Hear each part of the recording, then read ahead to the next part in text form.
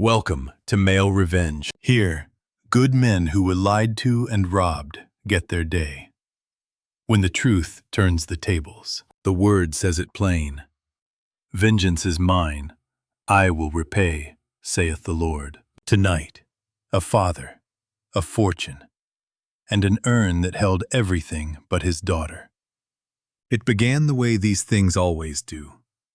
Quietly, with a good man's trust, and a check he wrote every single year. For 10 years I sent $40,000 every January to the man who married my daughter. $400,000 in all. I believed he was raising my grandson with that money. I believed my daughter was dead. I believed the urn on my shelf held her ashes. Every one of those beliefs was a lie. The urn held construction dust and a wedding ring. My daughter was alive the whole time, locked inside a cabin the same man built with the money I gave him. Every board, every nail, every lock on that door. I paid for my own daughter's prison for 10 years, and I never knew it. My name is Walter Hale. I am 65 years old. I directed 43 motion pictures. I spent 40 years teaching actors how to cry on cue and how to make a lie feel truer than the truth. And I could hear a false note in a man's voice from the back of a darkened theater. That was my whole trade, reading the truth on a human face. Remember that about me, because I never once heard the false note in the voice that cost me everything I loved. But before the cabin and the wire and the federal agents and the courtroom, there was a kitchen. My kitchen, in a small house in the hills above Ojai, at the end of a gravel drive that nobody finds by accident. Every morning I wake before the sun and pour coffee into 2 cups. One for me, one for Ruth. I set hers where she used to stand, and I say the 3 words I have said every morning for 9 years. Good morning, Ruth. She does not answer. She has not answered since the morning the paramedics carried her out of our bedroom, with our daughter's photograph still warm in her hand. Ruth was the believer in this house. She kept her faith folded in her apron pocket like a grocery list, and pulled it out a dozen times a day. I lost mine in a cold corridor years ago and never went looking for it. But I still say good morning to her, because 41 years of marriage does not end just because one of you has stopped breathing. It is the last thing I own that death has not yet found a way to take. My daughter learned the work at my side. Nora. She could act before she could read. By the time she was grown, she had a stillness in front of a lens that cannot be taught. The kind that makes a whole theater lean forward without knowing why. She was the finest thing I ever made. And I did not make her at all. I only watched her become herself. I directed her only once, in her first real picture. A small scene, a daughter saying goodbye to her dying mother. We shot it 11 times. And on the last take, she stopped acting and simply stood there while the tears came on their own.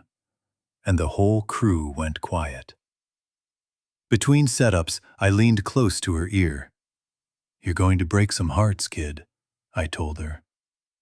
She gave me the crooked grin she had carried since she was 4 years old. "Only the ones that deserve it, Dad," she said. I have turned that line over in my hands every day for 10 years. And I still do not think she knew how right she was. Nora died 10 years ago. Or rather, I was told she died. And I believed it the way you believe the floor will hold your weight. The call came at 9:17 on an October night. The clock on the stove stopped the next day. And I never said it again. It still reads 9:17. "Walter," Adrian's voice was breaking. "Walter, there's been a fire. The house went up. She didn't get out." A pause, a ragged breath, perfectly placed. She's gone, Walter. Nora's gone. I have run that call through my head every day since. A man who spent his life catching the half-second where an actor stops feeling and starts performing. And I caught nothing. The grief in his voice was flawless. I know now that it was flawless because it had been rehearsed. I drove to the coroner's office that same night. A man named Dr. Hollis showed me a comparison chart and said the remains were consistent with my daughter's records. Consistent, I thought, standing in that hallway that smelled of bleach and the end of the world. Not confirmed, not certain, consistent. I had spent 40 years on the distance between almost and exactly. And I let the word go, because I was a father with nothing left in him to fight a kind man holding a clipboard. Adrian stood beside me, his hand on my shoulder, his eyes red, his voice cracking in all the right places. He was 31 then, lean and handsome, with the kind of face an audience trusts before he has said a word. Ruth had never trusted it. A year before the fire, she watched him work our dinner table, charming every soul in the room. And afterward, in the dark of our car, she said only 2 words. Sheep's clothing. I told her she was being unkind. She looked out the window and did not argue. She carried whatever she saw to a grave I visit every Sunday. 2 deaths in 13 months. My daughter in a fire. My wife on our bedroom floor. And the man who stood between them, who wept at both funerals and set that urn on my shelf with steady hands and a lowered head, was Adrian Mercer. I believed his tears. I believed his trembling voice. I believed him because trust is what a father gives his daughter's husband when nothing in front of him says the gift is a mistake. There was evidence. Ruth saw it. I did not. That was the first of many things I would spend the rest of my life learning to forgive. After Ruth died, I made a promise. Not to God. God and I had stopped speaking in that cold corridor, and we had not spoken since. I made the promise to Ruth, standing at her headstone on a hill of dry grass beside the empty plot I had already bought for myself. I'll take care of him, I told her. I'll take care of Eli. You have my word. A mockingbird ran through 3 other birds' songs in the oak above me, and the wind moved the grass. And that was the only answer I was going to get. Ruth had been the strong one. 41 years, and she never once let me see her flinch. Not when the doctors gave us their bad news, not when the bills came. Not even at Nora's funeral, where she stood straight as a fence post and held my hand so that I would not go down. She read her Bible at the kitchen table every morning with a cup of black coffee going cold beside her. And when I teased her about it, she would look at me over the top of her glasses and say, "Somebody in this house has to stay on speaking terms with the Lord. Walter, since you've quit." She said it kindly. She said most things kindly. That was her way. To hand you a hard truth and wrap it in something soft so it would go down easier. When she was gone, the softness went out of the house with her. And what was left was a quiet I never did learn how to fill. Eli was the only living person on this earth who carried any part of my daughter or my wife inside him. He was just a baby when the fire took his mother, too young to keep a single memory of her face. After Nora was gone and Ruth followed her, that boy became the reason I set an alarm in the morning, the reason I ate, the reason I did not park my life in a chair on the porch and wait for the hills to take me back. Adrian made it easy. At first. He called every Sunday at noon, and the calls lasted 5 minutes. I mean 5 minutes exactly. The way a scene runs to length when a man is watching the clock. "He's getting big, Walter," Adrian would say. "Looks more like Nora every day." Then a sigh, pitched just so. "Money's tight. The insurance went to the funeral and the lawyers, but we get by. We always get by." "Let me help," I would say. That was always my line. He never asked me for $1. He only described the hole and let me step into it. Once, early on, I asked if I could come up and see the boy. Drive up for a weekend. Take him to a matinee, the way Ruth and I used to take Nora. There was a pause on the line. Half a second. The kind of pause I had spent 40 years teaching actors to fill. "It's a bad stretch for him right now," Adrian said, warm as ever. "His counselor says routine is everything. Let's wait until he's settled." We waited 10 years. He was never settled. Something is not right here, I thought, the first time and the 10th time and every time between. But I was a man who had learned to bury whatever hurt, and so I buried that too. I told myself a grandfather honors the father's wishes, and I let it lie. $40,000. Every January. I walked into the bank on a Tuesday morning and wired it to his account. A teller named Carol handled it. The same Carol who had sung beside Ruth in the church choir for 20 years. She would slide the receipt across the counter and hold my eyes a moment too long. "You're a good father, Walter," she said one year, almost like a prayer. "The Lord sees what you do." I thanked her. I did not tell her that the Lord and I were no longer on speaking terms. 10 years. 10 Januaries. $400,000. I kept a ledger, because Ruth taught me that a man who does not watch his accounts has already lost the reins of his life. A plain black notebook in my desk drawer. Each line the same. The month. The year. $40,000. Wire transfer. Adrian Mercer. For Eli. 10 lines in all. The shortest autobiography a man ever wrote, and every word of it was a lie.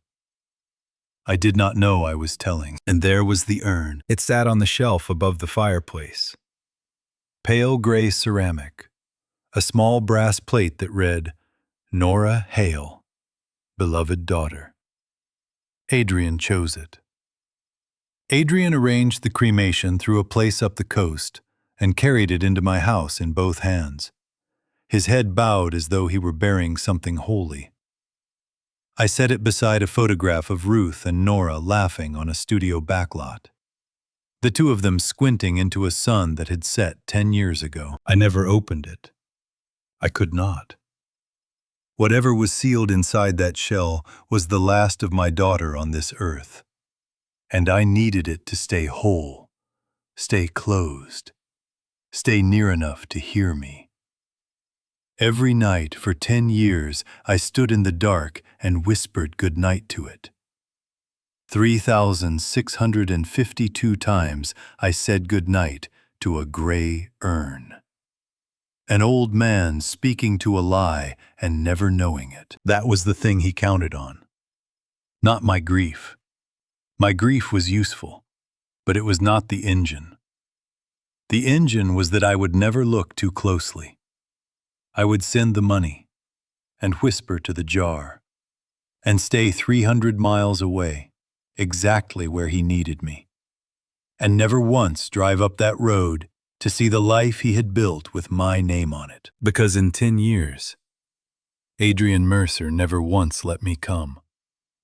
And in 10 years, I never once made him tell me why. Every summer, through the one crack in his careful control, Adrian Mercer let the boy come to me.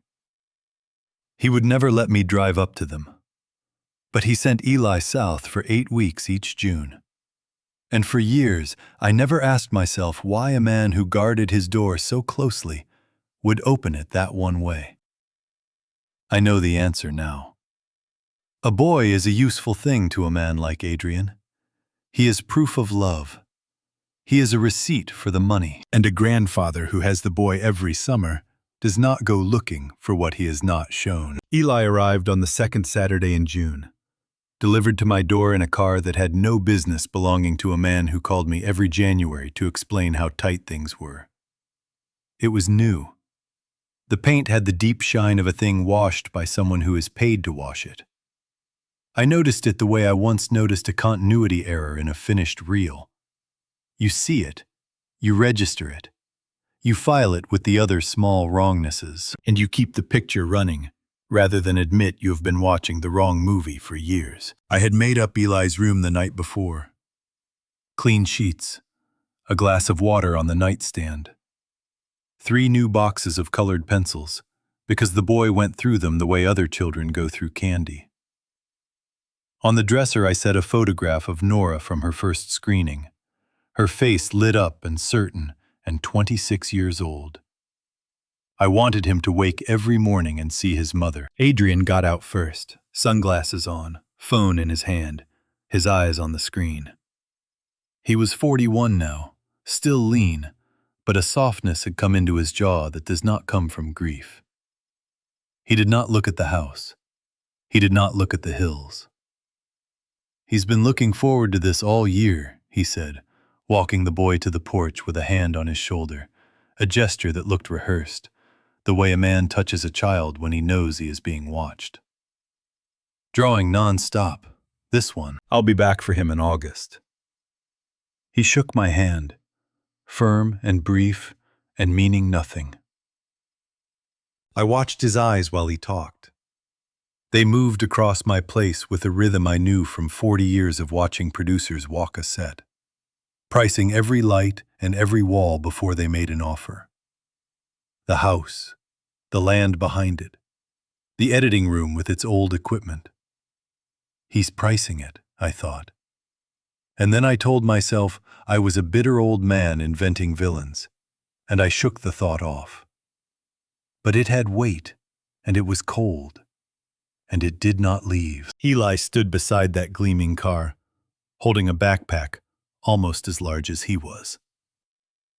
10 years old, small for his age, his mother's dark eyes in a face that had not yet decided whose bones it would keep.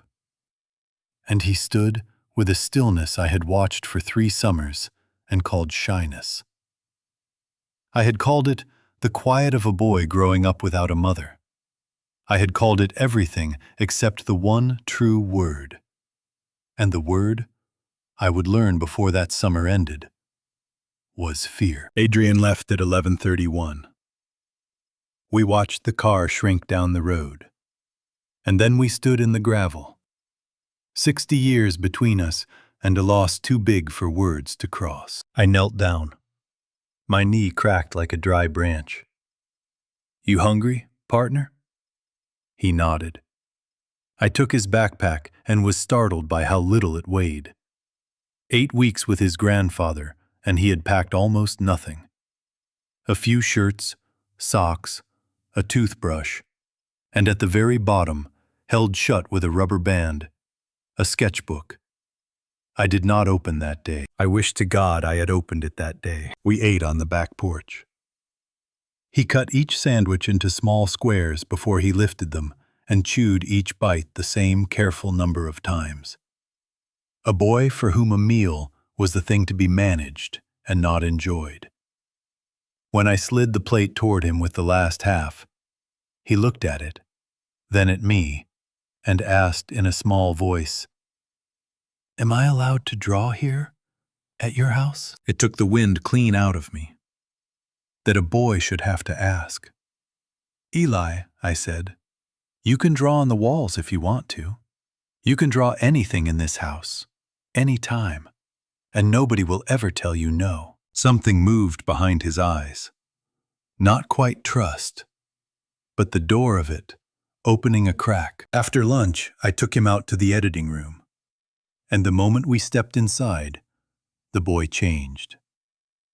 The careful child who had climbed out of that car became someone else. He ran his fingers along the old splicer on the bench.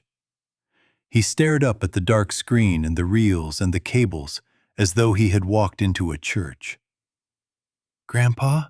he said, and his voice had something alive in it for the first time all day.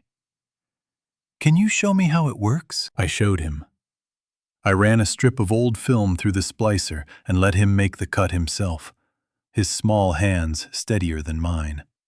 His tongue caught between his teeth. "A story is just a long row of pictures," I told him, "and the whole craft is knowing which to keep and which to throw away." He looked up. "Which ones do you throw away?" he asked. "The ones that don't tell the truth," I said. He went very quiet and looked back down at the film in his hands. I thought he was only tired. I know now he was weighing whether a place that throws away its lies might be a place where he could finally tell the truth. And somewhere far from that room, hidden from every camera and every eye, the truth was waiting for a boy with a box of colored pencils to draw it into being. The days settled into a rhythm, the way days do even in a house full of ghosts. We had our breakfasts. We had the editing room in the afternoons. And in between, Eli drew. He drew the way some men drink, steadily and without joy, as though the pencil were the only thing keeping his hands still. He would fill a page, turn it, and start again, and the floor of his room slowly papered itself over with his pictures. I gave him every sheet of paper in the house. A boy works his grief out through his hands, I told myself, the way I had worked mine out through 40 years of other people's stories. But a man who has spent his life reading images cannot stop reading them just because the images have begun to frighten him. Because they were all the same. Different paper, different days, but always the same picture underneath. A woman, long dark hair, the way Nora wore hers.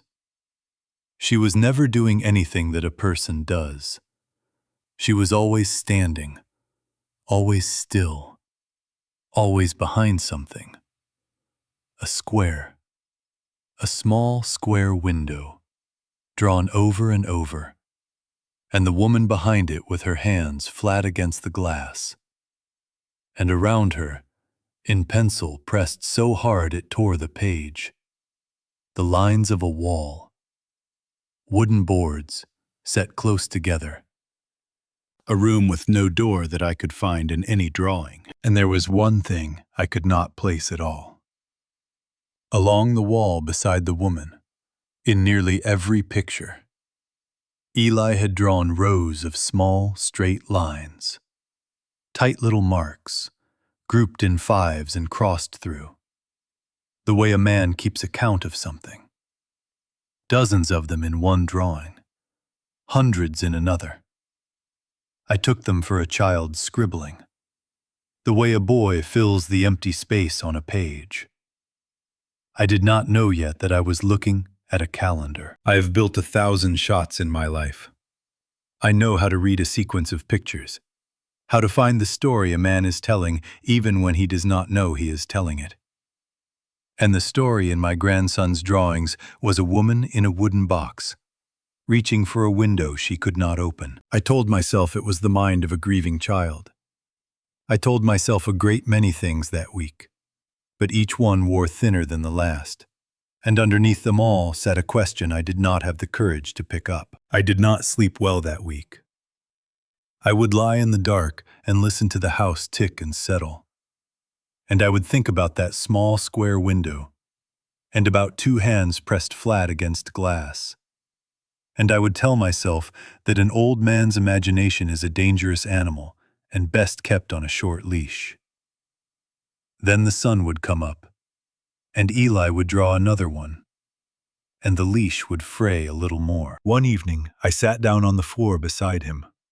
He was shading the small square window again, very carefully, the way he did everything. "Eli," I said, "this lady you draw, who is she?" His pencil stopped. He did not look up. The whole boy went still. That old stillness. The one I had spent 3 summers misnaming. "Can you tell me her name?" I asked. "I'm not supposed to," he whispered. "Not supposed to tell me her name. Not supposed to talk about her at all." His voice had dropped to almost nothing. "He gets mad. He says she's a secret. He says if I tell anybody, something bad happens." He pressed down until the lead snapped, and he flinched at the little sound as though it were a gunshot. I did not push him. Every nerve in my body wanted to take that boy by the shoulders and shake the truth loose. But I had directed enough frightened people to know you do not get the truth by frightening someone worse. So I sat with him in the quiet, my heart going like a hammer. And I waited. After a long while, he stood up. He went to the closet and reached behind the spare blanket on the high shelf. And he came back holding something folded small, the way you fold a thing you are not supposed to have. He put it in my hands without a word. It was a jacket, a woman's denim jacket, soft and worn at the cuffs, far too small for a child, and far too feminine for Adrian. I did not understand, at first, why a boy would carry such a thing across the state in the bottom of his pack. Then I lifted it, and I caught the smell of it, and the whole room tilted on its axis. It cannot be, I thought. It cannot be. Shalimar. The perfume Ruth had worn every Sunday of our marriage. The bottle Nora used to steal from her mother's vanity as a girl. The scent my daughter had carried out into the world as a grown woman. I would have known it in my sleep. I would have known it in my grave. I could see Nora at 13, caught at Ruth's vanity with the stopper still in her hand and that guilty grin on her face. The whole bathroom gone heavy with it. I could hear Ruth laughing, telling her to go on and keep the bottle. That every girl ought to have one thing that makes her feel like somebody. I had spent my whole life trusting my eyes, training them, betting everything I owned on what a man could see. And it was not my eyes that reached me now. It was a smell. The one sense I could never aim or stage or cut, rising up off that worn denim collar. 10 years after I had whispered goodnight to a jar of dust. A living woman had worn this jacket. Recently. A living woman who smelled like my dead wife and my dead daughter. My hands began to shake, and they did not stop. I do not remember walking to the kitchen. I remember standing at the sink with the jacket still in my hands, gripping the edge of the counter as though the floor of the world had come loose from its joists. The water was running. I do not know when I had turned it on. Outside the window, the hills went gold, the way they do at the end of a California afternoon. And somewhere far off, a dog was barking. And none of it reached me. There was only the smell of Shalimar, and a single thought turning over and over in my chest. Too big to hold, and too terrible to set down. "She is dead," I said to the empty kitchen. I buried her. I said goodnight to her ashes 3,000 nights. But I had not buried her. I had buried a jar of construction dust. And somewhere in the back of my mind, in a room I had kept locked for 10 years, a door I did not want opened had begun to swing. I turned off the water. I went back to Eli. He was sitting where I had left him, the broken pencil in his lap, watching me with those careful eyes, waiting to see whether telling me had cost him something. I sat down on the floor again and made my voice as gentle as I knew how. "Eli, I am not angry. I will never be angry at you for telling me the truth. But I need you to tell me everything now. Everything you know about the lady." And the dam broke. It came out of him in pieces, the way a thing comes out when it has been held too long. "There was a bottle," he said. "A little glass bottle of the smell, hidden in the back of the bathroom cabinet behind his father's things. He had found it when he was small, and he had taken the jacket from a box in the garage because it smelled the same. Because the smell made him feel like somebody was watching over him, though he never knew who. And there's the radio," he said. "What radio, son?" "In the office. The door's always locked. But at night he goes in there and talks on it, after I'm supposed to be asleep." Eli's hands had started to twist together in his lap. "It's not a phone. It's the old kind, with the button you push to talk. And sometimes there's a lady on it." His voice fell so low I had to lean in to catch it. "She cries. Sometimes she says a name." "What name?" "Eli." "Nora." He said it carefully, like a word in a language he did not speak. He doesn't call her that, though. He calls her Unit 2. He says, "Unit 2, you keep quiet." He says, "Nobody is coming for you." One time I heard him say, "The old man still thinks he's paying for the boy." And then he laughed. Eli looked up at me, and his lip was trembling now. "The old man is you, isn't it, Grandpa? And the boy is me." He was quiet a moment, picking at a loose thread on his sleeve. "One time, the lady asked him something," he said. "She asked him if the baby was okay. She asked him to please tell the baby that she loved him every single day." He frowned at the floor, working at a puzzle he had never managed to finish. "But there's no baby at our house, Grandpa. I never knew who she meant." I knew who she meant. God help me, I knew exactly who she meant. She had been on the far end of a stranger's radio for 10 years, begging the man who caged her to carry her love to a son who slept 20 feet down the hall and had never once known her voice. I have spent my whole life with words. I have written them and cut them and weighed them and made grown men weep with them. I could not find a single one to give that child. I reached out and pulled him into my chest and held him while he shook. And over the top of his head I stared at the wall and let the impossible thing finally stand up in the light. What if she is alive? I thought. The words did not even feel like mine.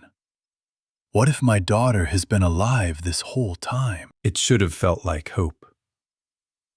I want you to understand that it did not. Hope is a clean feeling. This was something else, something with teeth in it. Because if Nora was alive, then every good night I had whispered to that jar was a small, obscene joke. And every January check had bought another year of whatever was being done to her on the far end of that radio. I had not saved her. I had funded her. For 10 years, I had been the wallet of the man who built her cage. I did not sleep that night. I sat in the dark in my chair, and somewhere past 2 in the morning, I made myself get up, because there was one place left that might tell me whether I was a grieving old fool or something far worse. Ruth's diary. She had kept one every year of her life. A plain-bound book she wrote in each night at the kitchen table. The last one sat where it had sat for 9 years, on the high shelf of her closet, untouched, because I had never once had the courage to read my dead wife's private thoughts. I took it down now. A folded envelope slipped from between the pages and fell to the floor. My name written across the front of it in Ruth's careful hand, sealed and waiting. I did not open the envelope. I was not ready for whatever a dying woman had needed to tell me. and some cowardice in me said there would be time. But the diary I could face. I had waited 9 years. I was ready now. I read my wife's diary by the light of the kitchen lamp, the same lamp she had written under. And within 3 pages, I was no longer alone in the house. Her voice came up off the paper, as clear as if she were sitting across the table with her glasses down on her nose. Ruth wrote the way she spoke. Plain, direct, no wasted motion. And what she had written in the last year of her life was the story of a woman trying to save our daughter, while the one man who should have helped her sat 20 feet away, grieving the wrong thing. The early pages were grief, like mine. Then, 19 days after the fire, the tone changed. One line, underlined twice. It is too fast. All of it is too fast. She had seen what I had been too broken to see. The cremation had happened within days, before the ash of that house had cooled. Adrian had signed the waiver of autopsy the same afternoon the remains came in. His name on the line before anyone thought to ask a single hard question. Ruth had gone to the county office and read the fire report herself. And she wrote that it read, like a man who already knew the answer, sitting down to fill in the question. She kept digging. She wrote to the medical examiner's office and learned that the whole identification of our daughter had rested on dental records, and that the records had come to the county from Adrian himself. No one had confirmed a thing on their own. The one man with everything to gain had handed them the only proof they ever asked for, and they had thanked him and closed the file. They never confirmed it, Ruth wrote, and she underlined confirmed until the pen tore the page. They only agreed with him. She prayed about it. There were whole entries that were nothing but prayers. Ruth asking the Lord to forgive her if she was wrong, and to forgive her worse if she was right and did nothing. Lord, let me be a foolish old woman, she wrote one night. Let this be grief making shapes in the dark. But if it is not, then give me the spine to follow it, because Walter cannot, and somebody in this family has to. I read that line 3 times. Somebody in this family has to. She had taken it up because she did not believe I ever would. She had a verse she kept coming back to, copied into the margins more than once in that small, firm hand. For there is nothing covered that shall not be revealed, neither hid that shall not be known. She believed it the way she believed the sun would come up. She believed that whatever Adrian had buried would one day be dug back into the light. She simply did not live to see the day. And that is a debt I will carry to my own grave. And she had followed it. She had drawn money from her own account, money I never noticed gone, and she had hired a man. His name was Hank Coyle, a retired police detective who did quiet work for people with nowhere else to turn. She wrote about him with a careful hope.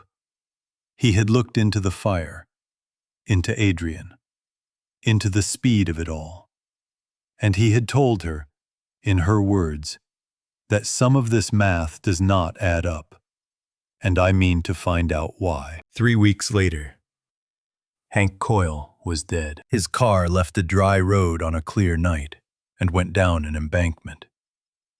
The county called it an accident. Ruth did not.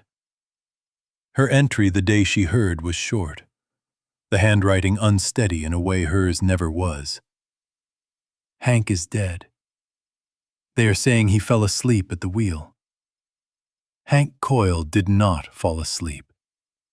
I asked a question, and now a man is in the ground, and I am afraid.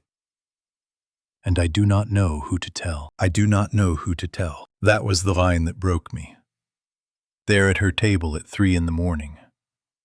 Not the fraud, not even the killing.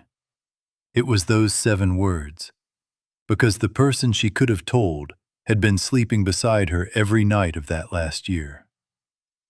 She should have been able to come to me, and she did not, because she had watched me hand Adrian Mercer my trust like a coat at the door, and she knew that if she brought me this, I would have looked at her with pity and told her that grief makes shapes in the dark. She died that autumn, 13 months almost to the day after the night Adrian called me about the fire. The doctors said, her heart. I know now what was wrong with her heart. She had been carrying our living daughter and a dead detective, and a secret too heavy for one soul. Alone, in a house with a husband who would not see.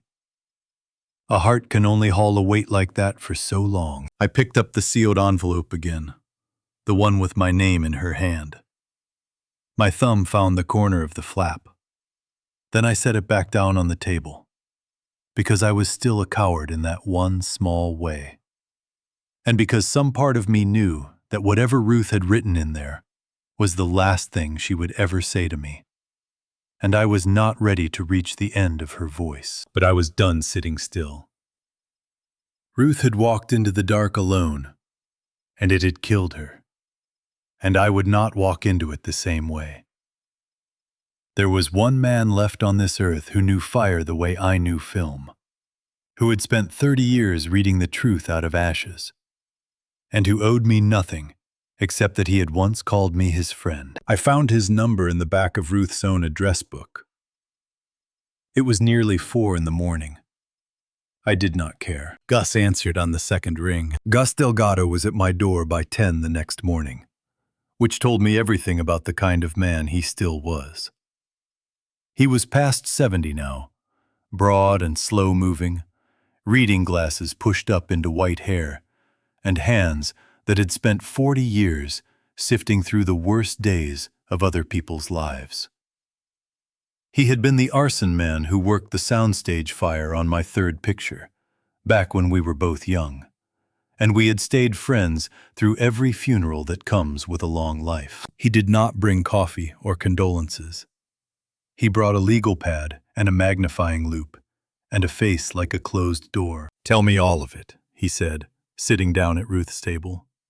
"From the start. Leave nothing out because you think it sounds crazy. Crazy is my whole career." So I told him. The drawings, the jacket, the smell, the radio, and Unit 2, and the boy who never knew he was the baby on the other end. Ruth's diary. Hank Coyle, dead on a dry road. Gus did not interrupt. He wrote in a small, square hand, and the only time his face moved was when I said the name Hank Coyle. And then something hardened behind his eyes and stayed hard. Then he asked for the fire report. Ruth had kept a copy folded in the back of the diary. Gus put on his glasses and read it the way I used to read a rough cut, looking not at what was there, but at what was missing. He read it 3 times. When he finally set it down, he took the glasses off and said the thing I would hear in my sleep for the rest of my life. "Walter, this fire was set." I asked him how he could be sure. 3 ways, he said, and he laid them on the table like cards. 1. The report says electrical, started in the wall behind the kitchen. But the burn pattern they photographed shows the worst charring low and in the center of the floor, in a room with no wiring to speak of. Fire climbs. It does not start in the middle of a floor and crawl outward unless something helped it along. Somebody poured a path. He moved to the second card. 2. They found accelerant near the back door and wrote it off as residue from cleaning supplies. I have read 10,000 of these. That is not a cleaning closet. That is a man making sure the back of the house went up fast, so that anything in the front had no way out. His finger came down on the 3rd. 3. The identification. It says the remains were consistent with your daughter's records. consistent, not confirmed. In a fire hot enough to do what this one did, you do not get a clean match off a body. You get fragments, and you get a story, and a grieving family that does not ask questions. Walter, this file is not an investigation. It is a curtain somebody hung over a room they did not want anyone looking into. I sat very still. Outside, the morning was bright and ordinary. And inside, the last 10 years of my life were quietly coming apart. There is more, Gus said, and his voice dropped. I made some calls before I drove up. Your son-in-law and your daughter, the 18 months before the fire. There was a brake line that failed on a canyon road. There was a space heater that nearly took their old apartment while they slept. There was a sailing trip where she went into the water off Catalina and was barely pulled out. Each one written up on its own as bad luck. Nobody ever set them side by side. But Gus had. And now so had I. And the picture those three things made when you laid them in a row was the worst thing I had ever looked at. Gus was quiet for a moment. Then he said, I knew Hank Coyle. 30 years on the job, 2 of them in narcotics. That man did not drift off a dry road on a clear night any more than I am the King of Spain. He closed his legal pad slowly, deliberately. Walter, hear me. Whoever did this has already killed once to keep it buried, and he will do it again without losing a wink of sleep. From here on, you do not move on this alone, and you do not move on it loud. Are we clear? I told him we were clear. It was a lie, and I think he knew it. I got up. I went to the cabinet in the den where I kept old footage, and I found the disc from the memorial, the one a cousin had recorded and mailed me, that I had never once been able to watch. I put it on, and I made myself do the one thing I have always done better than anyone alive. I watched Adrian Mercer's face. There he was at the front of the chapel, head bowed, shoulders shaking. To anyone else, a husband destroyed by grief. But I have directed weeping for 40 years, and once you know how the trick is done, you cannot unknow it. I watched him lift his head at the exact moment the camera found him. I watched him check, with the smallest flick of the eyes, that he was being seen. His breathing changed first, the way an actor's does when he reaches for something just out of his grasp. Then, and only then, the tears came. I watched a performance, beat for beat, given by a man who had buried a jar of dust and called it his wife. I shut it off. My hands were steady now. The shaking was gone, and something colder had moved into the house to take its place. Someone had tried to kill my daughter at least 3 times before they finally got it done. And whoever it was had stood close enough to pour the path, sign the papers, and weep on cue at the front of the church. Gus stayed until 2 in the morning. We sat at Ruth's table with the fire report and the diary between us, and a pot of coffee gone cold and bitter. 2 old men keeping watch over a thing that should never have been let into the world. We did not talk much by the end. There was little left to say that the papers had not already said. Then Gus looked over at the shelf above the fireplace, at the pale gray urn sitting where it had sat for 10 years. And he said the thing I had been dreading since he walked in the door. Walter, we have to open it. I told him no. I am not proud of it, but I told him no, the way a man tells the doctor no when the doctor has finally named the thing growing inside him. That urn was not a piece of evidence to me. It was the last place my daughter lived. I had said goodnight to it 3,652 times. I had built a small church around it in my mind, and Gus was asking me to walk in and pull down the altar. Every night for 10 years, I had stood in front of that shelf in the dark and told my daughter that I loved her and that I was sorry I could not save her. It was the closest thing to prayer I had left in me. To open the urn was to admit that no one had ever been listening on the other end, that I had been talking to a shelf, that the one ritual holding my nights together had been a cruelty built by another man's hands. "I know what it is to you," Gus said, gentler than I had heard him all night.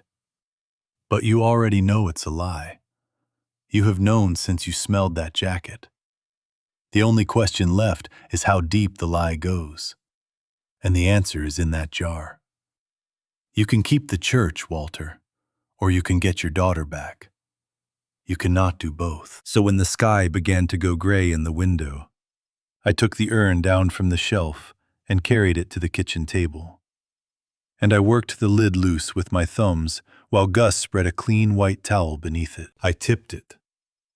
A thin stream of pale dust came out onto the towel, and even as it fell, I knew something was wrong. Because it was too light. Cremated remains have a weight to them. Grit, bone. This drifted down like flour, like the dust that settles over a set after the carpenters have gone home. Gus wet the tip of his finger, touched the dust, rolled it between finger and thumb, and held it up to the gray light. "Walter," he said quietly, "this is not your daughter. This is not a person at all. This is drywall and concrete, gypsum, lime, a little fine sand." He looked up at me, and there was a terrible certainty in his old face.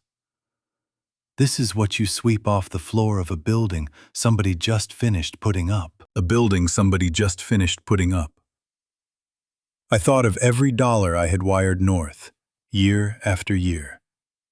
I thought of wooden walls drawn in pencil, pressed so hard they tore the page. I turned the urn over to empty the last of it, and something slid against the ceramic with a small, bright sound, a sound that did not belong, and it fell onto the white towel and rolled in a half circle, and lay still. A wedding ring. A thin band of white gold, worn smooth on the inside, with a little nick in it. I would have known anywhere, because I had been standing 3 feet away the day it was put on her finger. I had paid for that ring. I had stood in a church 13 years ago and watched a beautiful young woman, in her late mother's pearls, promise herself to Adrian Mercer. And I had cried. God help me. I had cried with happiness. I could still see her turning to look back at me from the front of that church, her veil pushed back, her lips forming the words across all those rows of people. "Thank you, Daddy." I had believed that day that I was handing her to a good man who would keep her safe. I had spent my whole life learning to read a human face, and on the most important day of my daughter's life, I looked at the man standing beside her and saw nothing at all. It was Nora's wedding ring. And it was here, in a jar of construction dust, on my kitchen table, 10 years after a man told me my daughter had burned to nothing in a house up the coast. I want to tell you exactly what happened to me in that moment, because it is the hinge the rest of this story turns on. For 10 years, I had carried grief like a stone in my chest. I had grown used to its weight. I had made my peace with the idea that I would carry it to my own grave. And in the space of a single breath, standing over that towel, the grief went out of me the way water runs out of a cracked glass. It did not lessen. It did not heal. It was replaced. Because grief is what a man feels when the world has wronged him and there is no one to answer for it. What I felt now had an address. It had a name. It had a face I had watched weep on cue at the front of a church. My daughter was alive.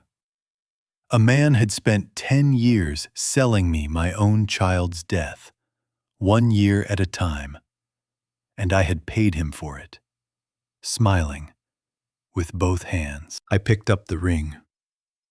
I closed it in my fist until the edges bit into my palm. I did not feel grief anymore. I felt rage. Rage is a young man's fuel. A young man can burn it hot and fast, can put his fist through a wall or his car into the night and feel better for it by morning. I was not a young man. I was 65 years old, with a heart that skipped when I climbed the stairs too quickly. And if I burned the way my body wanted to burn that morning, it would kill me long before it ever touched Adrian Mercer. So I did the hardest thing I have ever done. I took the rage, and I banked it, and I turned it into a cold and patient fire. And I went to work. We followed the money. It is always there, Gus said, if you know how to read a ledger the way I once read a face. We started at the bank with Carol. She came around the counter when she saw my face. I asked her, quietly, whether anyone had ever asked questions about my accounts. Something in her own face shifted. I wasn't sure I should ever say anything, she said. It felt like talking out of turn. But yes, a woman called, more than once over the years, said she was from your financial planner's office, asking after your balances, your holdings, whether you had updated your will. Carol's hand found the small gold cross at her throat, the way it did when something frightened her. Her name was Sloane Pierce. I wrote it down every time. Walter, because the Lord teaches us to keep watch. And something about that woman was not right. Sloane Pierce. The name meant nothing to me then. It would mean a great deal before the end. She was the one who counted the money, the cold accountant of the whole rotten enterprise. And she had been watching my balances and my will the way a buzzard watches a slow animal out in a field. We worked at it for 4 days. Gus made his calls, and I sat across from him at Ruth's table with a legal pad of my own. And we built the thing piece by piece, the way I used to cut a film together out of raw, unsorted footage. Sleep came in pieces, or it did not come at all. I did not feel tired. The cold fire does not let you feel tired. It only lets you feel the next thing you need to find. Gus, meanwhile, had pulled what a retired investigator with old friends can pull. Adrian Mercer declared an income of $61,000 a year. But $61,000 does not buy a parcel of mountain land for $85,000 in cash. It does not put a Porsche in the driveway, registered, when you look closely, to one Sloane Pierce. And it does not move $160,000 quietly offshore into an account in the Cayman Islands. There is something else, Gus said, laying down a page. This much I could not have done alone, and neither could they. The fire that fooled the county, the construction, the paper that held up for 10 years. Mercer is a charmer, and the Pierce woman is a calculator. But somebody else built the machine. Somebody with hands. Somebody who knows exactly how a fire is supposed to look when it is done right. He tapped the page. There is a third person in this, Walter. I do not have his name yet, but I will. A third person. A builder. The man, I would come to learn, who had poured the path and raised the walls, and who could have been something other than what he became. But that was still ahead of me. What was in front of me, on the last page Gus slid across the table, was the thing that finally took the floor out from under my feet. A life insurance policy. $500,000. Taken out 4 years earlier on the life of one Walter Hale. The beneficiary was a holding company that traced back, I would later learn, to Sloane Pierce. And the signature at the bottom authorizing it? The looping, confident signature that was supposed to be mine had been forged by a hand that had plainly practiced. I sat and looked at my own name written by a stranger, and the whole shape of the thing finally stood up in front of me, complete. They were not waiting for me to die of old age. They were waiting for me to die. Mercer had married my daughter and tried to kill her, and failed. And so he had buried her alive instead, and sold me her death by the year. And all the while, he had been building toward the day my own heart gave out, or was helped to give out, so that the policy would pay and the accounts would close. And the last loose thread, the grieving old fool with the checkbook, would finally be tied off for good. I am 65 years old. A man my age dies, and nobody asks hard questions. A fall on the stairs, a heart that simply stops in the night, the wrong pills taken in the wrong order. I had been walking around for 4 years as a problem with a scheduled solution, and the only reason I was still drawing breath was that they had been patient and careful and certain that time would do their work for them. My kindness had built that cabin. My trust had hung the door. Every January, smiling, I had wired the man the money to keep my daughter in a box. I had whispered goodnight to her stolen ring.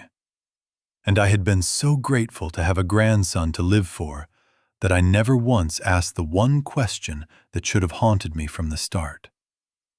The question of why the boy was always sent to me. But I was never, ever allowed to go to him. I understood, at last, the true arithmetic of it. My daughter's death was never the crime. It was the down payment. I came up off that ridge with no plan in my head except to reach her. And I had made it perhaps 10 yards down the slope when Gus hit me from the side and put me in the dirt. For an old man, he was strong.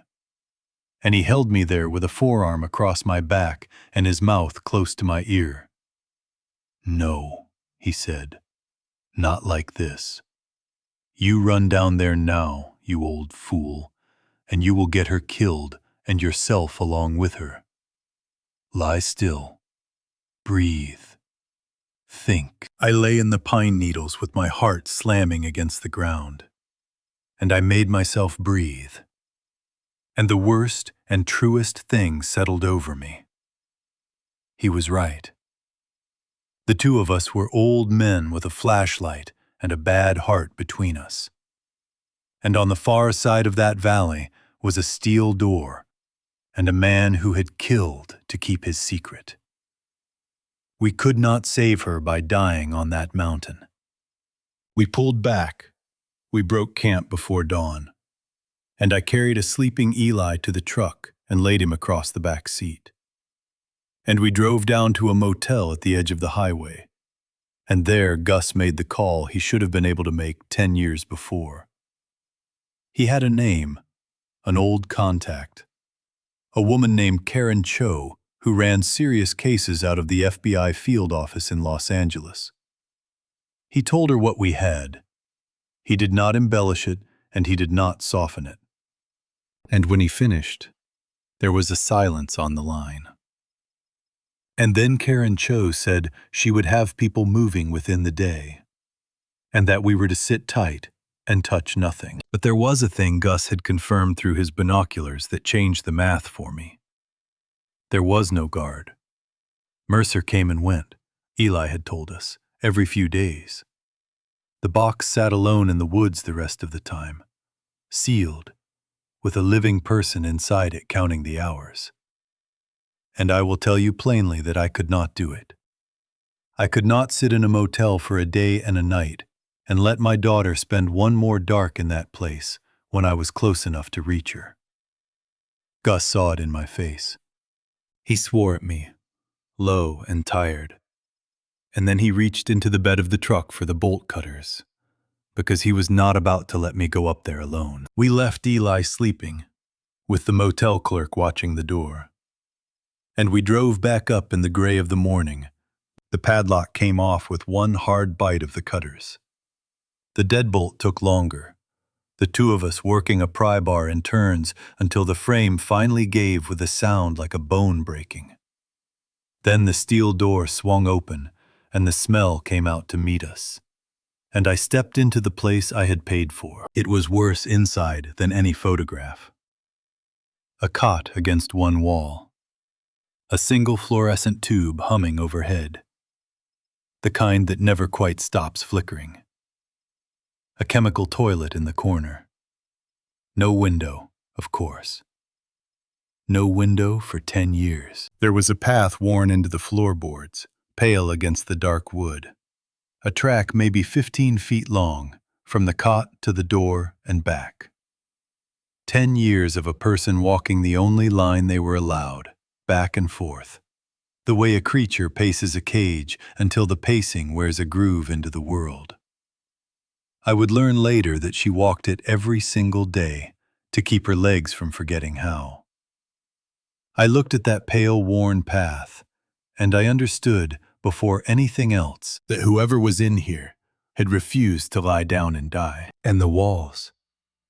Dear God, the walls. Every surface I could see was covered in marks. Small, straight lines scratched into the wood, grouped in fives and crossed through, exactly like the ones I had seen in my grandson's drawings and called a child's scribbling.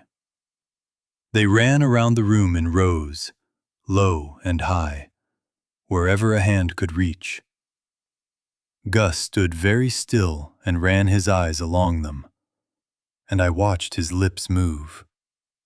And after a long moment, he turned to me, and his old face had broken in a way I had not seen all week. 3,652, he said quietly. 10 years and 2 days. 3,652. The same number, give or take, of nights I had stood in front of a gray urn and whispered good night to a jar of dust. While I had been counting out my grief one evening at a time, she had been counting out her life one scratch at a time. In the dark, a quarter-mile from where I had laid her son down to sleep beside a campfire. That was when I saw her. In the far corner, where the flicker of that bad light barely reached, a figure was pressed back against the boards. Thin. So thin. Knees drawn up, arms wrapped around them. Dark hair grown long and gone gray at the temples. Her face turned away from the door out of some old habit of fear. For one moment my mind refused it, the way a mind refuses the thing it has wanted too long and finally stopped believing in. I could not move. I could not speak. 40 years of knowing exactly what to say to every actor on every set. And I stood in that doorway with my mouth open and nothing in it, staring at a shape in the dark that could not be, and yet was. My knees wanted to give. Some sound came out of me that I did not choose, low and broken. The sound a man makes when grief and joy arrive in the same breath and tear him straight down the middle. Then she turned her head a few inches toward the light. It was my daughter. It was Nora. Alive. I came up off that ridge with no plan in my head except to reach her. And I had made it perhaps 10 yards down the slope when Gus hit me from the side and put me in the dirt. For an old man, he was strong. And he held me there with a forearm across my back and his mouth close to my ear. No, he said, not like this. You run down there now, you old fool, and you will get her killed, and yourself along with her. Lie still. Breathe. Think. I lay in the pine needles, with my heart slamming against the ground, and I made myself breathe.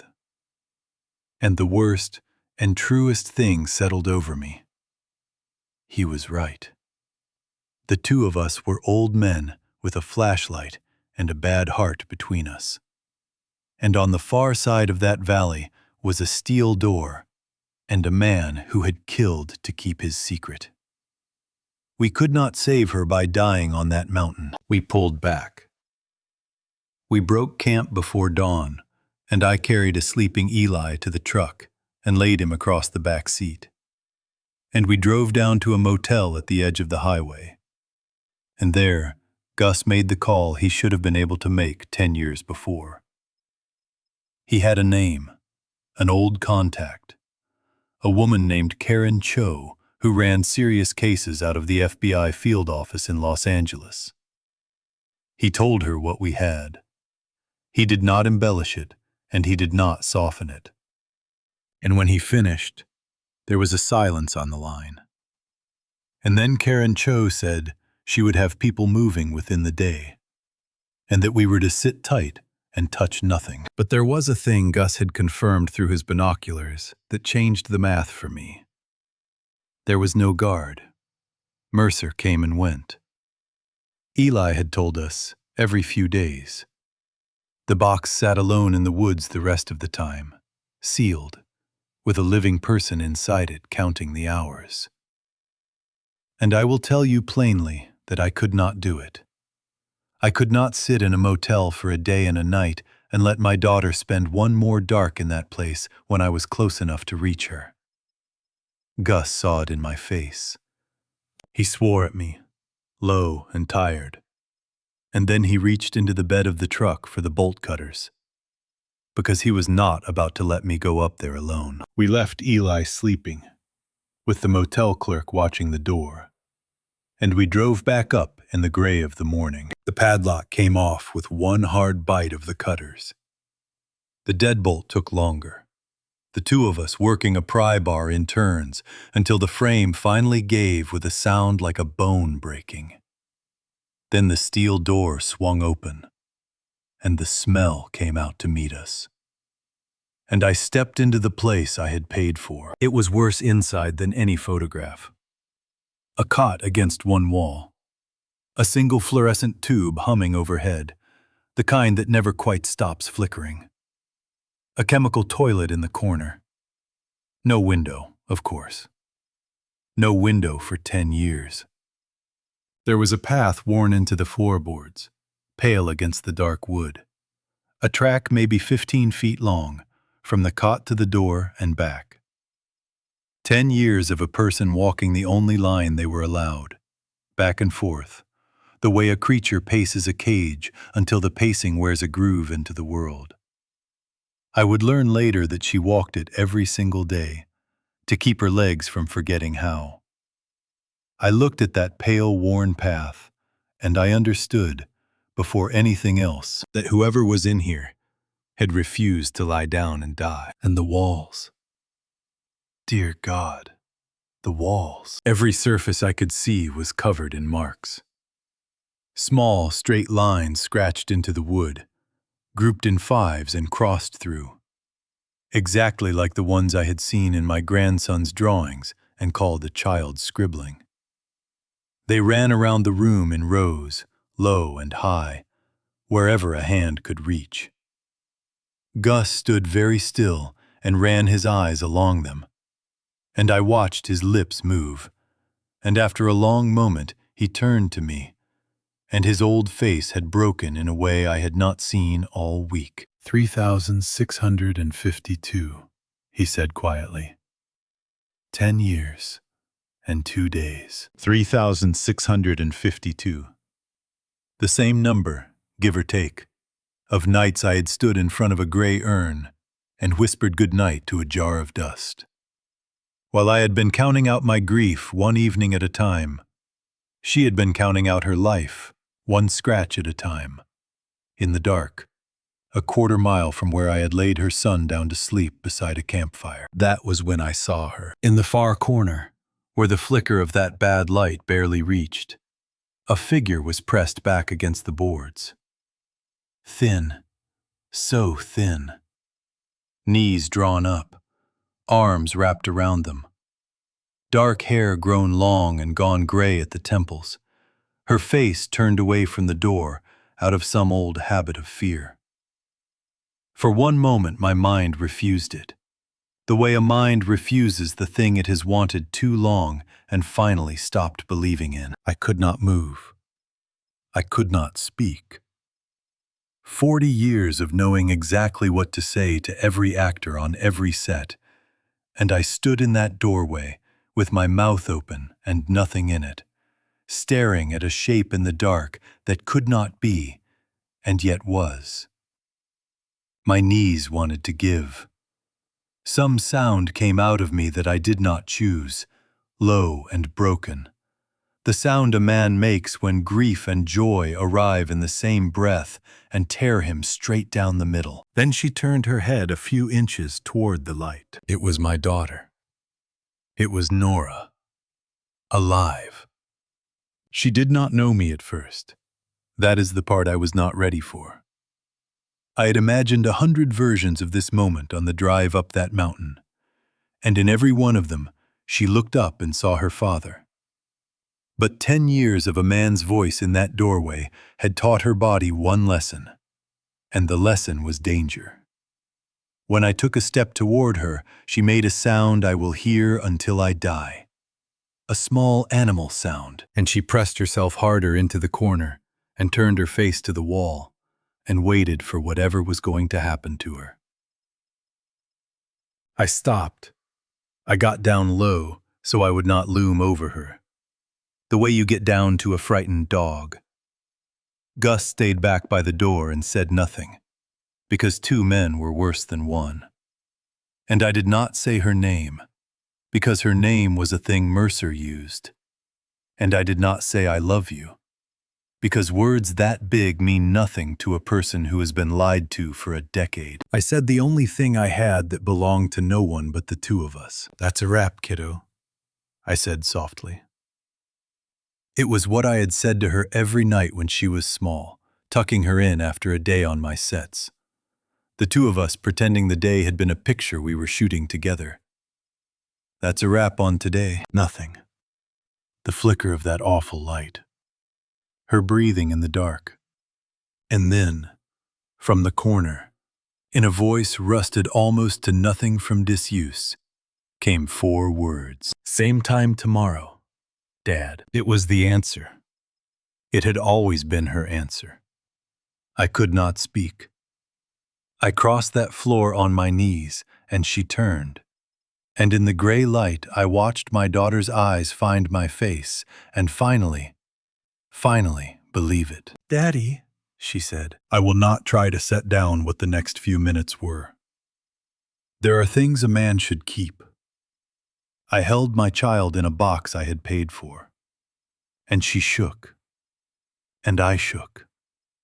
And somewhere behind me, I heard Gus, that hard old man, weeping by the door. The first thing she asked me, before anything about herself, was about her son. Is he safe? She whispered. Is my boy safe? I told her he was asleep in a truck at the foot of the mountain, warm and alive, and no one would ever take him from her again.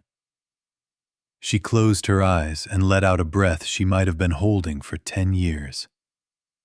When she could talk, it came in pieces. The way everything came in pieces in that place. They fed her every few days, enough to keep her alive, and no more. The radio was how Mercer reached her, and he used it to remind her that no one was coming, that her father believed she was ash, that her son was growing up calling another man's lies the truth. The first year was the worst. She did not tell me what she had nearly done in the first year, and I did not ask, because I could see the answer in her face. And it was a door neither of us was ready to open. The second year, she had gotten the door open once, while a man was careless with the lock, and she had made it nearly 40 yards into the trees before they caught her. She did not describe what they did then. She only touched the side of her own ribs without seeming to know she was doing it. And in the third year, she had found a thing.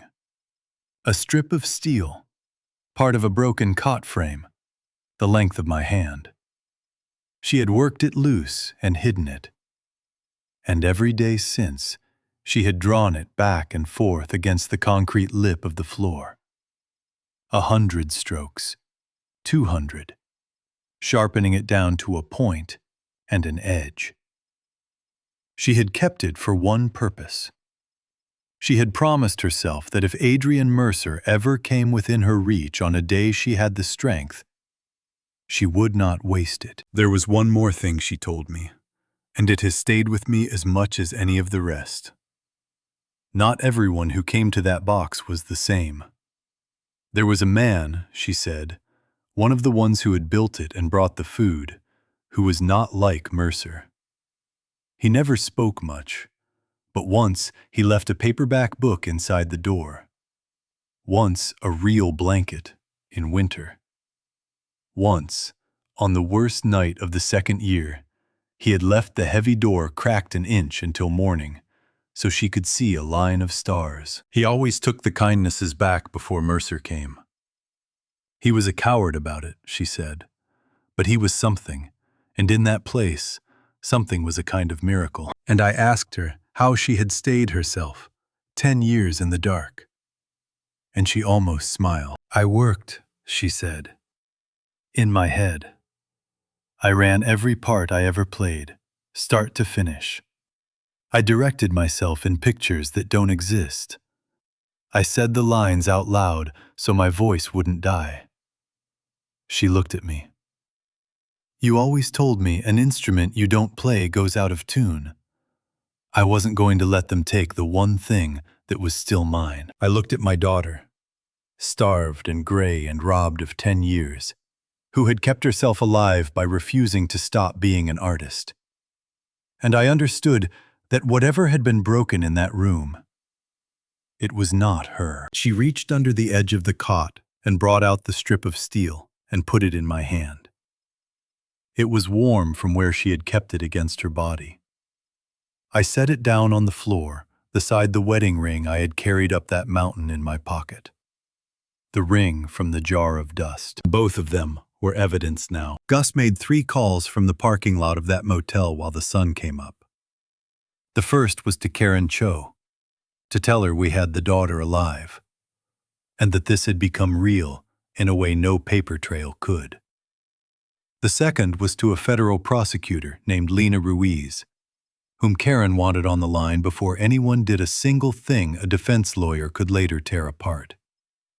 The third was to the front desk, to ask the clerk to look in on a sleeping boy and to tell him when he woke that his grandfather loved him and would be back soon. By noon, there were 3 unmarked vehicles at that motel, and a woman in a gray suit standing in our room who carried authority the way some people carry weight, without effort, simply by existing. Karen Cho was younger than I expected and harder than I had hoped. She sat across from my daughter, who was wrapped in a blanket and working on her 3rd cup of coffee. And she did not waste either of their time. Here is the truth, and I am not going to dress it up, Karen said. What we can prove this morning is fraud. The money, the fake death, the insurance policy on your father. That puts Adrian Mercer in a courtroom. It does not put him away for what he actually did, because we cannot prove the imprisonment, and we cannot prove he meant to kill anyone. For that, we need him to come back to that cabin. We need him on a recording, in that place, showing us who he is. Fraud is not kidnapping. We need both. And for both, we need him to walk through that door one more time. The room went quiet. I understood what she was asking before she finished asking it, and everything in me rose up against it. No, I said. Absolutely not. She is not going back into that box. I just got her out of it. Dad? It was Nora. Her voice was still rough, but there was iron under it now.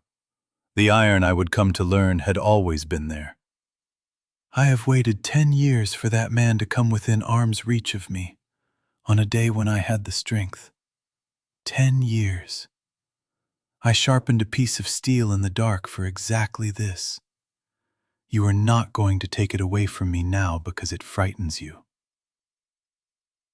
I opened my mouth to argue, and then I looked at her, truly looked at her, and I closed it again, because she was right. And because the thing I had to learn in that motel room was the very thing Ruth had spent our whole marriage trying to teach me, and had finally written into a diary I read too late. It was not my choice to make. It had never been my choice. My daughter was not a thing to be protected into silence. She was a grown woman who had survived something I could not imagine, and she had earned the right to decide how it ended. "All right," I said. It was the hardest word I have ever spoken. All right. Karen laid out how it would work. Her people would be in the trees, close enough to cross the clearing in seconds.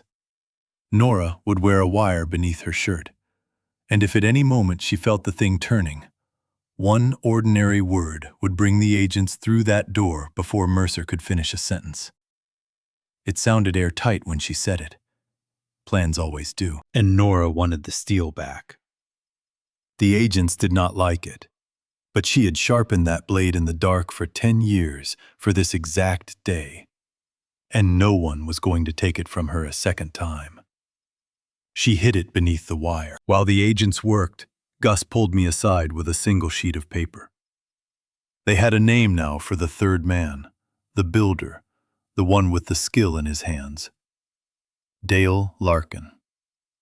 He had spent 20 years in the picture business doing practical effects and pyrotechnics, building things that burned on cue. A craftsman who knew how to make a fire tell whatever story a director wanted told. He had fallen on hard times, and Mercer had found him, and a man who once made magic for a living had built a box to keep a woman in instead. I looked at his name a long while. I did not yet know what I would come to feel about Dale Larkin, which turned out to be something far more complicated than hate. Before they took her back up the mountain, I did one thing. I took from my pocket a ring I had carried for 9 years. Ruth's wedding band, the one I could never bring myself to put away. And I worked it gently onto my daughter's thin finger. "Your mother never believed it," I told her, "not for one single day.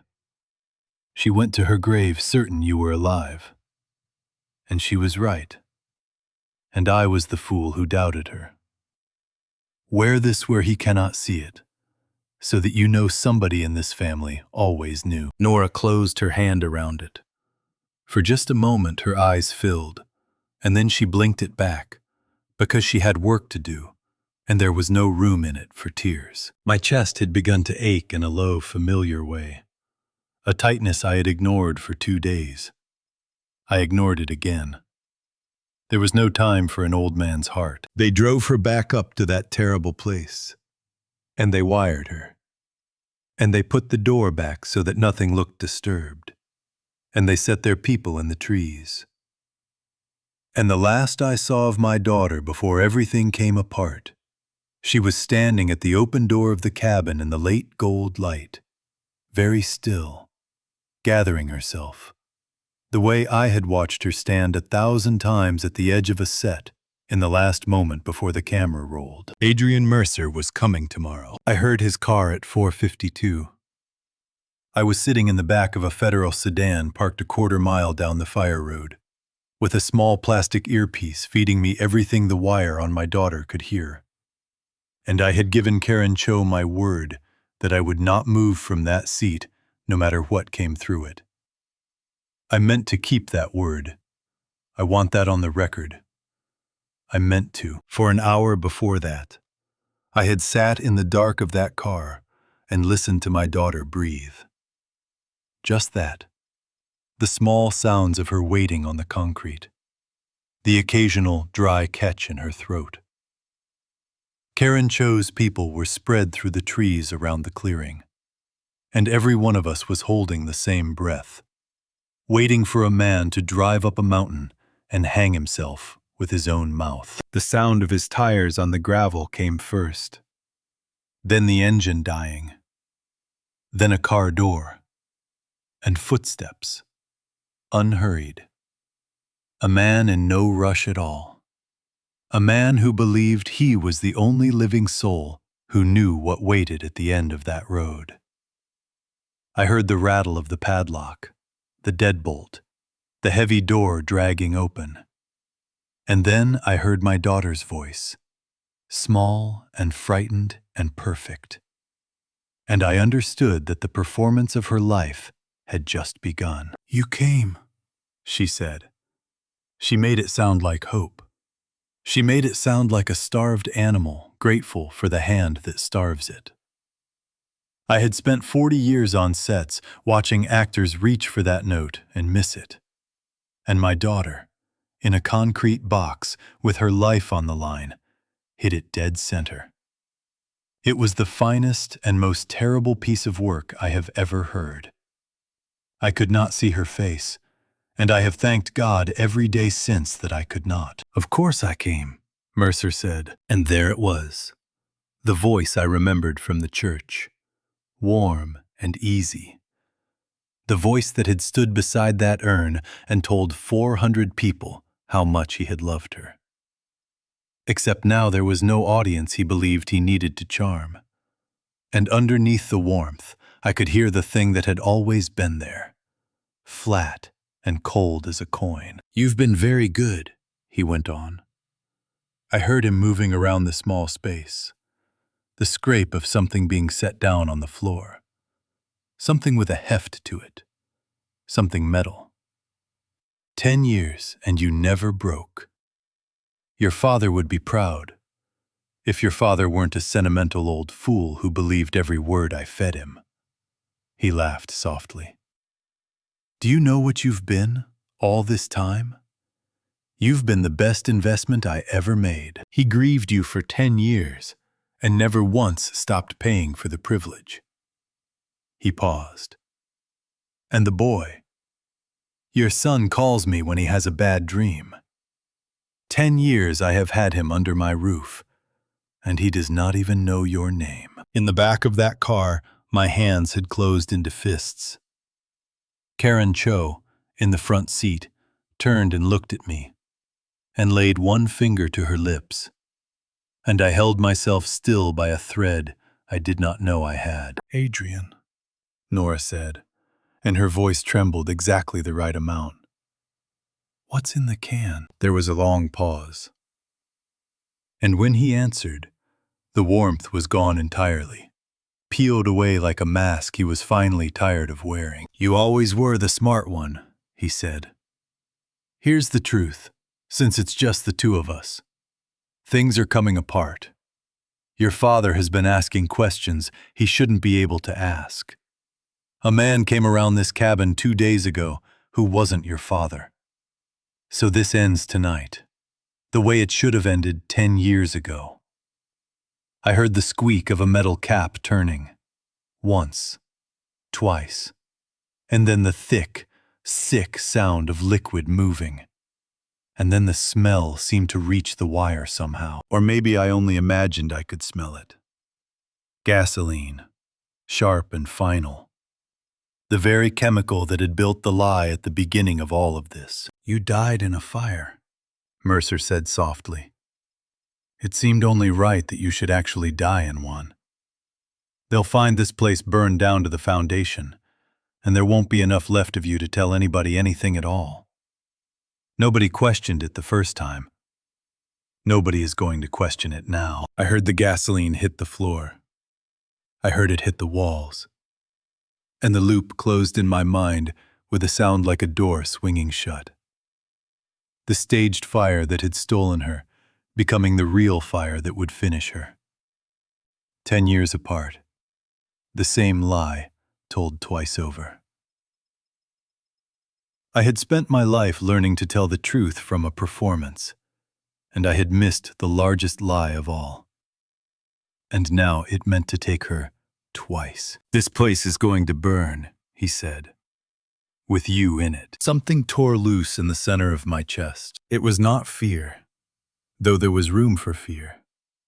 It was a physical thing, a fist closing around my heart and bearing down, a pain that ran the length of my left arm and took my breath, and the world tilted and went gray at the edges.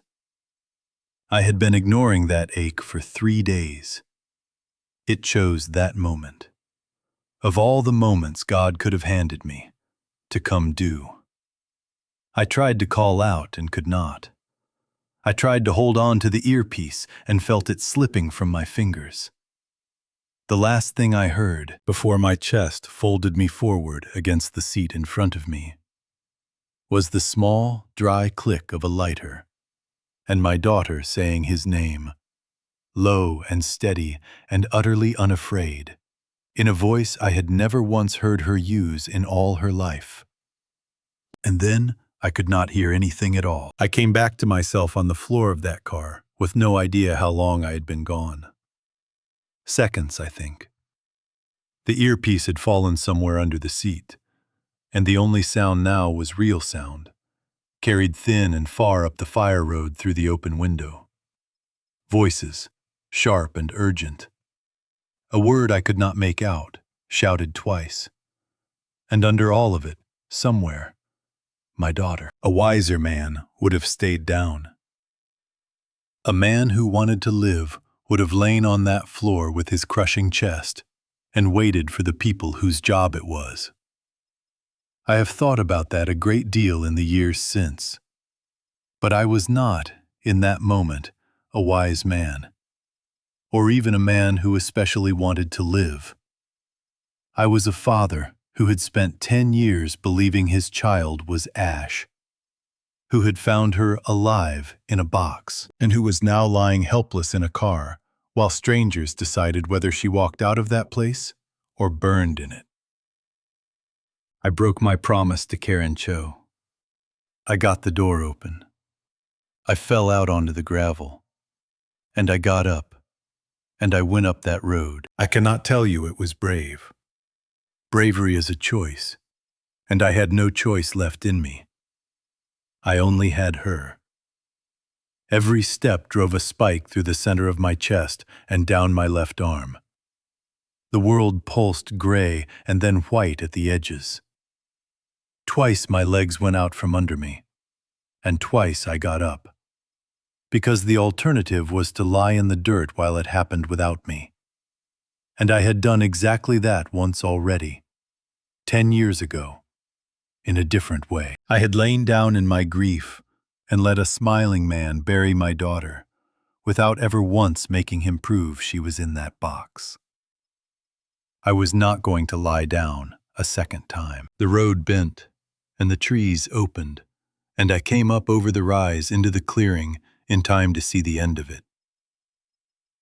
The cabin door was torn off its hinges. Figures in dark jackets were pouring through it, and the air was full of shouting. FBI! Hands! Down! Down! And in the gray mouth of that doorway, lit by a single bare bulb, I saw 2 people who did not seem to hear any of it. I saw Adrian Mercer turn, a small flame already alive in his hand.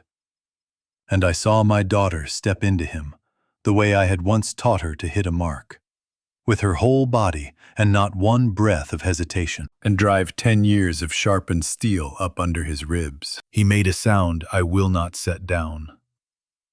The flame dropped from his fingers and died against the wet floor, and the fire that was meant to take her a second time never came. He folded over the thing in her hand, and she let him fall.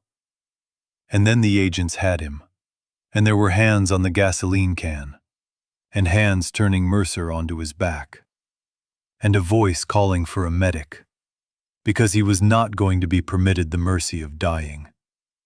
He was going to live. He was going to stand in a courtroom and answer for every single day of it. But I was not watching Mercer anymore. I was watching my daughter, who stood very still in the wreck of that doorway, with her empty hands open at her sides and her chest heaving, looking down at the man on the floor with an expression I had no name for.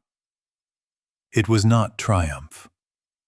I had imagined, in my darkest hours, that she would feel triumph. And I had been wrong. The way I had been wrong about nearly everything. What was on her face was the look of a person setting down a weight she had carried so long she had forgotten what her own hands felt like when they were empty. She had struck the blow she had sharpened in the dark for a decade, and she had struck it as herself, on her own 2 feet. I crossed that clearing. I do not know how. The agents were shouting at me now too, but they were a long way off and underwater. And I went to her, and I took the steel out of her hand. It was warm and slick, and I did not look at it. I put it in my pocket, where her wedding ring had been, where her mother's ring no longer was. And I closed my arms around my child. She did not pull away this time. She turned her face into my shoulder, my daughter, my Nora, who had directed herself in pictures that did not exist for 10 years so that she would still be herself on the day someone finally came. And she shook, and I held her. "I've got you," I said into her hair. "I've got you. It's a wrap. It's a wrap, kiddo. You can come home now." "Batty," she said. Just that. The same word, in the same voice, that she had given me in the dark of that cell. Except that now there was no question left anywhere in it. The gray came up around the edges of everything then, and the spike in my chest became a wall, and I felt my legs begin to go for the last time. I did not fight it. I had done the one thing I came up that mountain to do. Whatever my heart decided to do now, it could do. But I did not let go of her. They took me out of that clearing on a stretcher, with my hands still locked in hers, and a young agent walking alongside, gently prying my fingers loose one at a time, telling me that they had her, that she was safe, that I could let go now. I want it written down, in my own hand, that this time I did not let go. This time, they had to make me. I woke up 4 days later in a hospital bed, with a new scar down the center of my chest, and my daughter asleep in the chair beside me, her hand wrapped around mine even in sleep, as though she had decided that this time she would be the one who did not let go. They had opened me up on a table while the agents were still reading Adrian Mercer his rights. A blockage, the surgeons said, that should have killed me on that mountain, and very nearly did. I carry a machine's worth of metal in me now, and a bottle of pills I will take until the day I die. And I have never once resented a single one of them. They are the price of having been alive on the day my daughter walked out of that box. And there was no price on this earth I would not have paid for that. The trial came the following spring. I will not walk you through all of it. Trials are long and slow, and far less dramatic than the pictures I used to make pretended they were. But there was a morning I will carry with me. The morning the prosecutor, a sharp and tireless woman named Lena Ruiz, stood before the jury and played the recording. The courtroom went very quiet. And into that quiet came Adrian Mercer's own voice, warm and easy and certain that no one would ever hear it, telling my daughter that she had been the best investment he ever made, telling her that this place was going to burn with her inside it. I watched the jurors' faces as they listened. I watched a woman in the second row put her hand over her mouth. And I watched Mercer himself sitting at the defense table in a suit that cost more than some men earn in a season. Listen to the truth of himself, played back into a silent room. And I will tell you what I saw. Nothing. Not shame, not fear. Only a kind of irritation. The look of a man who has been inconvenienced. Privately certain that the rest of us are simply too small to grasp the scale on which he operates. They gave him every chance the law allows to stand and say one human word. He used it to call my daughter a liar. Whatever it is in a person that can be reached, that can be made to bend towards sorrow, Adrian Mercer did not have it. Or had sold it so long ago he had forgotten he ever owned it. He was sentenced to the rest of his natural life. And he heard it the way he had heard everything, as though it were happening to someone beneath his notice. Sloane Pierce wept. But she wept for Sloane Pierce. Her tears arrived precisely when her lawyer needed them, and dried the moment the cameras turned away. She had counted the money, and moved it, and probed my accounts, and never once, in all of it, asked whose life she was helping to spend. She was given 15 years. And then there was Dale Larkin. He was the one I had not been able to stop thinking about. The craftsman. The man who built things that burned. Who had built the box and lit the first fire, and then, for 10 years, had carried my daughter just enough kindness to keep his own conscience breathing.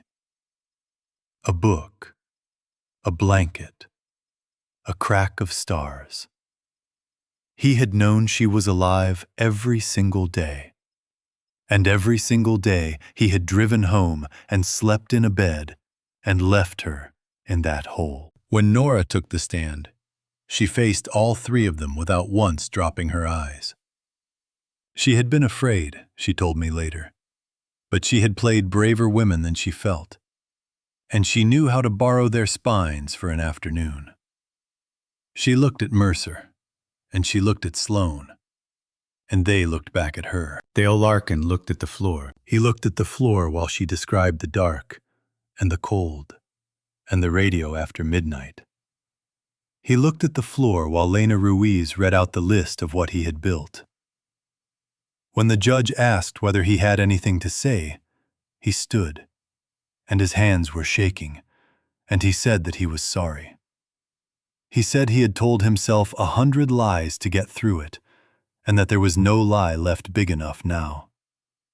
He said he thought about her every night. And through all of it, through the only apology any of those three people offered in that entire trial. Dale Larkin could not lift his head and put his eyes on the woman whose 10 years he had helped to steal. He never looked up. I have thought about that more than I have thought about Mercer's contempt. Mercer was simply a broken thing, a man with a hole where the rest of us keep our souls. But Dale had a soul. That was the whole tragedy of him. He had a conscience the entire time, awake and aching, and he had buried it alive right there alongside my daughter. And he had chosen comfort over courage every single morning for a decade. The judge gave him 25 years, 10 more than Sloane, and I believe to this day that it was the right call. A man who does wrong and feels nothing is a kind of animal. A man who does wrong and feels everything and does it anyway is something worse than an animal. Because he knew. He always knew. We went home after that. The verdicts were just, and not one of them gave my daughter back a single hour of what had been taken from her. And the one person who had believed it from the very beginning, who had gone to her grave certain and unproven, was not in that courtroom to hear the verdicts read. Ruth had been right about all of it. She had simply not been given the years to live and see that she was. The first real choice my daughter made, she made in a grocery store, and it stopped me in the middle of the aisle. We were standing in front of a wall of breakfast cereal, the kind of overwhelming American abundance you stop seeing once you have lived inside it your whole life. And I asked her, the way you ask anyone, which one she wanted. And she froze. I watched a kind of panic move across her face, and I understood, too late, what I had done. For 10 years, no one had asked Nora what she wanted. For 10 years, the answer to every question had been decided by a man with a key. She stood in front of 40 kinds of cereal and could not remember how to want one. So I waited. I had learned by then to wait. And after a long moment, she reached out, slowly, like a woman putting her hand into cold water, and took down a box, the brightly colored one, the kind I would never have let her eat as a girl. She looked at me as though I might take it away from her. "That one," she said. "That one," I agreed. We bought 2 boxes of it, and I have kept that ridiculous sugary cereal in my pantry ever since. And I will keep it there for as long as I live. The healing did not go in a straight line. I want to be honest about that, because there are too many stories that pretend a thing like this mends clean, and those stories do a cruelty to everyone living the truth of it. There were good days, and there were days she did not get out of bed. There were nights I woke to hear her moving through the dark house, checking that the doors were unlocked, because a locked door meant something to her now that it would never stop meaning. Once, a delivery truck idled too long in the street, and she went gray and silent for an hour. The radio had to come out of my car entirely. Some wounds do not close. They only, with time and patience and love, stop bleeding. But they did stop bleeding. I knew it for certain the first time I heard her laugh. It was Eli who did it. The 2 of them had been circling each other for months, careful and shy. A 10-year-old boy and the mother he had been told was dead. Neither of them quite sure what they were allowed to be to each other. And then, one afternoon, he was telling her some long, winding, absolutely pointless story about a frog he had found, the way children do, with 17 unnecessary details and a dramatic pause before the part that was not actually dramatic at all. And somewhere in the middle of it, my daughter laughed. It came out of her by accident, I think. She looked almost frightened by it, the way she had looked frightened by the cereal. But it was real, and it was hers. And it was the sound I had been waiting 10 years and then some to hear. And I had to go stand in the kitchen for a minute so that neither of them would see what it did to me. The boy changed her, and she changed the boy. For most of his life, Eli had drawn the way other children breathe, helplessly, constantly, because the drawings were the only place the truth had been allowed to live. He had drawn a woman behind a window because no one would listen when he tried to say it out loud. But now someone was listening. Now the woman was sitting at the kitchen table, eating brightly colored cereal and laughing at his terrible frog stories. And slowly, over that long autumn, the boy began to draw less. He did not stop. He will never stop, and I would not want him to. But the drawings changed. He stopped drawing the dark room. He started drawing the 3 of us at the table. He drew the backyard, and the dog we eventually got. And once, a picture of me asleep in my chair with my mouth hanging open, that I did not find nearly as charming as the 2 of them did. He drew our life, the new and ordinary one, because he no longer had a secret he was dying for someone to see. He could finally just be a boy who liked to draw. And I, who had spent my whole life telling people where to stand and how to feel and when to turn their faces toward the light, I learned, slowly and against every instinct in my body, to stop directing. I did not try to fix Nora's bad days. I did not decide when Eli was ready to call her mom, which he did, on his own. One ordinary Tuesday, without ceremony, and which she received with a stillness I will not try to put into words. I learned to set the camera down. I learned that the best thing I could do for the 2 people I loved most in the world was to get myself out of the frame and let them find it on their own. There was a letter I had not opened. It had been sitting in the drawer of Ruth's old writing desk for 9 years, sealed, with my name on it in my wife's hand, tucked inside her diary where I had found it the night all of this began. I had carried it through everything. I had not been able to read it. I told myself I would know when I was ready. And the truth was that I was afraid. Because Ruth had written it knowing she was dying. And once I read it, there would be no more words from her. Not ever again. And I was not prepared for that to be true. But the year was turning. My daughter was laughing. And I was beginning to think it was almost time. I opened Ruth's letter on a quiet evening in early winter, almost a year after Nora came home, with my reading glasses on and a cup of coffee going cold beside me, and the house finally still. Her handwriting had gotten worse near the end. I had watched the disease take it from her, watched the loops go shaky and small. And seeing it again after so long undid something in me before I had read a single word. I had to set the page down twice. But I read it. I owed her that much. She had written it 3 weeks before she died. She wrote that she knew she would not be there to see how it ended, and that this was the only thing about dying she could not make her peace with. She wrote that she had never, for one single hour, believed our daughter was in that urn, and that she was sorry to leave me alone with a truth I was not yet ready to carry.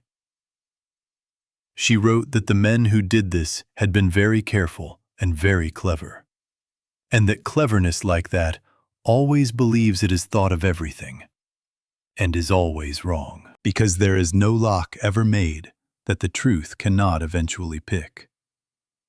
For there is nothing covered, she wrote, quoting the verse she had underlined in 3 different Bibles over the years, that shall not be revealed. She had believed that the way other people believe the sun will rise. And at the end, she wrote, "When you find her, and you will, do not spend whatever time you have left blaming yourself for the years that were lost. Spend it with her. That is the only thing I am asking of you. Be there, all the way through.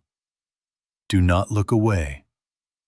And do not let go." I sat with that for a long while in the quiet of that house. My wife had reached forward across all those years and the wall of her own death, and told me precisely how to do the one thing I had finally, barely, learned how to do. I have read that letter many times since. I keep it in the same drawer where it waited for me.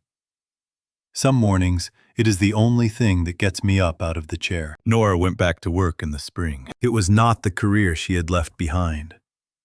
That woman, the one whose face had been on posters, was 10 years gone. And Nora did not try to chase her, which is its own kind of wisdom. She took a small part in a small film, a quiet story about a woman coming home. And she did not tell the director who she was. And she did not need to. I drove her to the set on the first morning because she asked me to. And I stayed because she asked me to do that too. And I watched my daughter act. I had spent 40 years on sets. I had directed some of the finest performers of my generation. And I had watched a murderer give the performance of his life beside an urn. And I believed I had seen everything a human face could do. I had not. When the camera turned over and somebody called the word I had called 10,000 times, my daughter became someone else and stayed entirely herself. And the thing she had kept alive in the dark for 10 years, the instrument she would not let them take from her, was so beautifully and completely in tune that the crew went quiet between takes and could not have told you why. Eli sat in a folding chair beside me with a sketchbook open on his knees. He was not drawing the darkroom. He was drawing his mother in the lights. And I understood, watching the two of them, the boy with the pencil and the woman in the frame, that the worst thing those men had done was not the 10 years they took from my daughter. It was that they had made a child believe the truth was a thing you hid inside pictures and never said out loud. And that, at least, had been undone. The truth was standing in the lights now, where anyone who cared to look could see it. I am an old man. I will not pretend this story has the ending I would have written, because the ending I would have written has Ruth in it. In a chair beside me, watching her daughter act, taking my hand at the part where Nora is most herself. That ending does not exist, and never will. She believed all of it, and she was right about all of it. And she did not live to see one single minute of it come true. There is no justice that fixes that. There is no verdict, no sentence, no homecoming that gives a believing woman back the morning she earned and was not given. That loss is mine to carry now, and I will carry it the rest of my days. But I still get up in the mornings. I still make the coffee. And I still set the second cup down across from me, the way I have every morning for 10 years, the way I always will. Good morning, Ruth, I tell her, the way I always do. And now, at last, I get to tell her the rest of it. You were right, I say. You were right about everything. She's home. She's working. The boy is happy. They caught the men who did it, and they will not get out. You were right, and I am sorry it took me so long to believe you, and sorrier than I can say that you are not here to see it. The coffee steams in the quiet. Somewhere upstairs a boy is just waking up, and down the hall my daughter is already humming to herself, learning her lines for a story that ends well. And I sit in the morning light with my wife, who is not beside me. And I do not look away. And I do not let go.